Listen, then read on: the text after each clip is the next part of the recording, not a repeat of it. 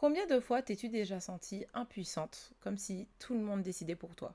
Cela fait combien de temps que tu subis tes relations, ton boulot ou même les choix des autres? Combien de fois as-tu eu l'impression de toujours devoir t'excuser pour des choses qui ne sont même pas de ta faute?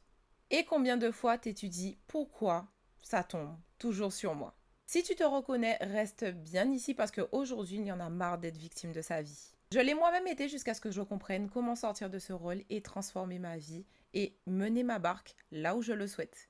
Cette sensation de subir est peut-être le plus grand levier pour te transformer si tu sais comment la maîtriser.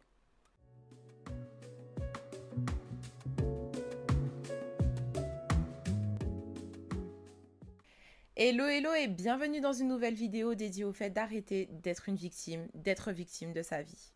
Je pense qu'on a tous déjà vécu des moments très difficiles où tu ne sembles avoir aucune main mise sur les décisions que tu prends, sur les décisions d'autrui à ton encontre, sur les situations qui se présentent à toi. Et je pense sincèrement que la vie ne serait pas la vie sans cette part d'incertitude.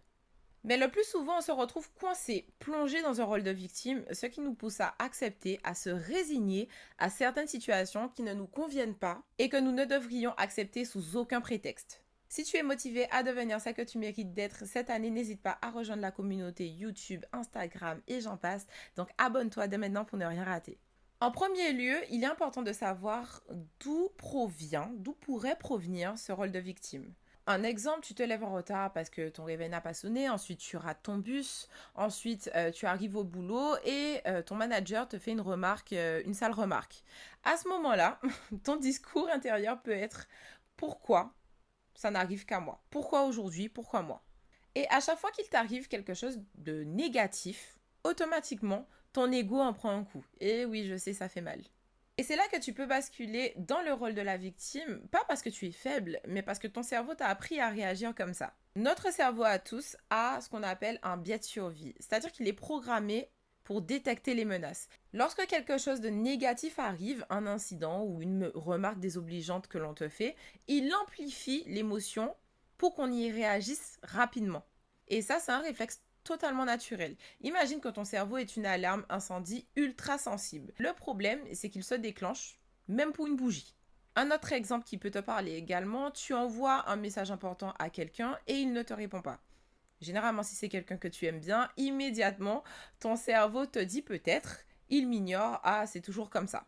Alors que cette personne peut avoir un souci à gérer, ou plus de batterie, ou effectivement, cette personne peut t'ignorer. Mais en gros, ton cerveau ne cherche pas forcément la réalité, il va pas chercher à connaître la vérité, il cherche à te protéger, et en l'occurrence, protéger ton ego en pointant une menace pour que tu y réagisses.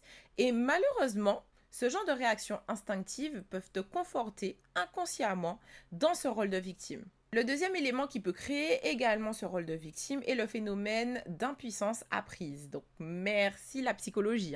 L'impuissance apprise est un concept en psychologie qui peut parfaitement expliquer pourquoi certaines personnes se sentent coincées dans un rôle de victime. Ce concept a été étudié pour la première fois par Martin Seligman qui a montré comment, lorsqu'un individu se confronte à des situations où il n'a aucun contrôle, il finit par croire qu'il est incapable d'agir, même lorsque des situations sont possibles et se présentent à lui. En gros, l'impuissance apprise, c'est quand ton cerveau a enregistré et te dit que rien ne sert d'agir. Car à force de vivre des expériences où tu te sens impuissante, tu finis par abandonner avant même d'avoir essayé. Ce mécanisme est ancré dans la survie, donc le cerveau préfère économiser de l'énergie plutôt que de la dépenser dans une bataille qu'il croit perdue d'avance. Prenons l'histoire de Julie. On a toutes été une Julie au moins une fois dans nos vies. Peut-être pas dans le même contexte, mais on a toutes été une Julie.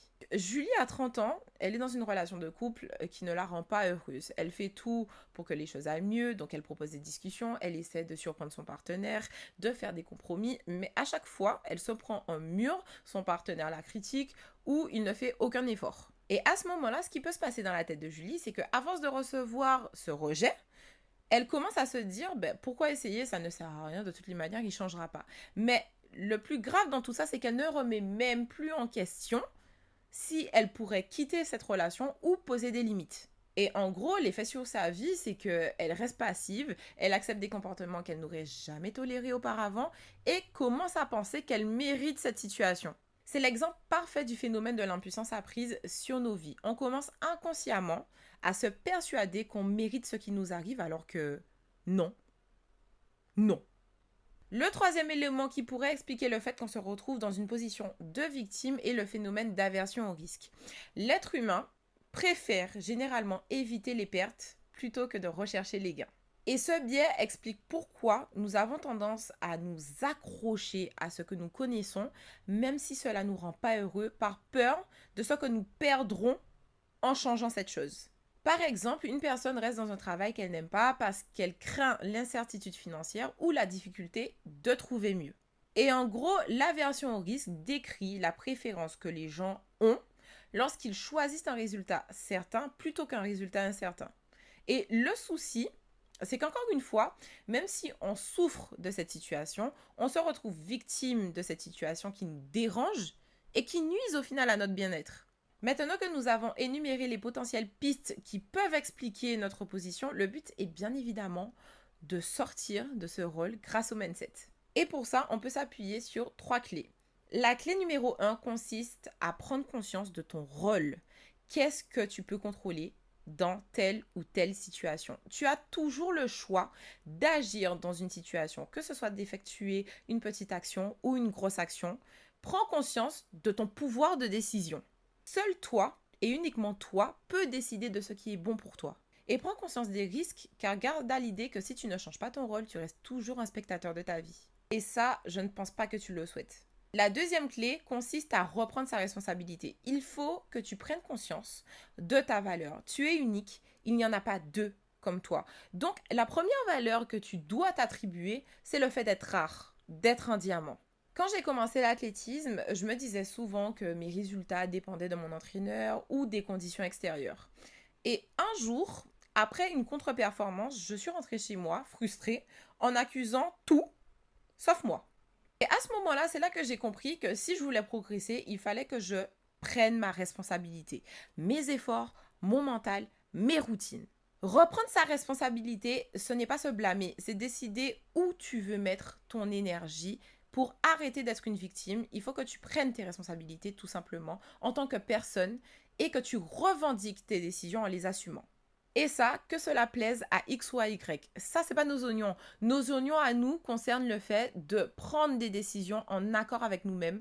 Point barre. La troisième clé consiste à changer ton dialogue intérieur. Les mots que tu utilises façonnent littéralement ton cerveau. Si tu dis « Ah, je suis nul », ben, ton cerveau, il le croit. Hein. Ben, si tu dis « J'ai le pouvoir de changer ça », ton cerveau commence à chercher des solutions. Et cela fait directement écho à ma vidéo sur les croyances limitantes et le fait de les déconstruire. Alors si tu ne l'as toujours pas regardé, je te mets la vidéo dans le petit i à gauche ou à droite, je ne sais plus. C'est déjà la fin de cet épisode, j'espère qu'il t'aura plu. Prends conscience de ton rôle, choisis la responsabilité, change ton dialogue intérieur et prends appui sur ta valeur pour avancer. Ta vie, c'est ton scénario et toi, tu en es l'auteur. Donc choisis d'écrire une histoire qui te ressemble. Personne ne mérite d'être victime de sa vie, on n'en a qu'une. Je t'encourage à appliquer une clé dès aujourd'hui et à partager cette vidéo à quelqu'un qui en a besoin. N'oublie pas de liker, de commenter et de t'abonner pour ne rien rater. Et je vous dis à la prochaine. Ciao, ciao!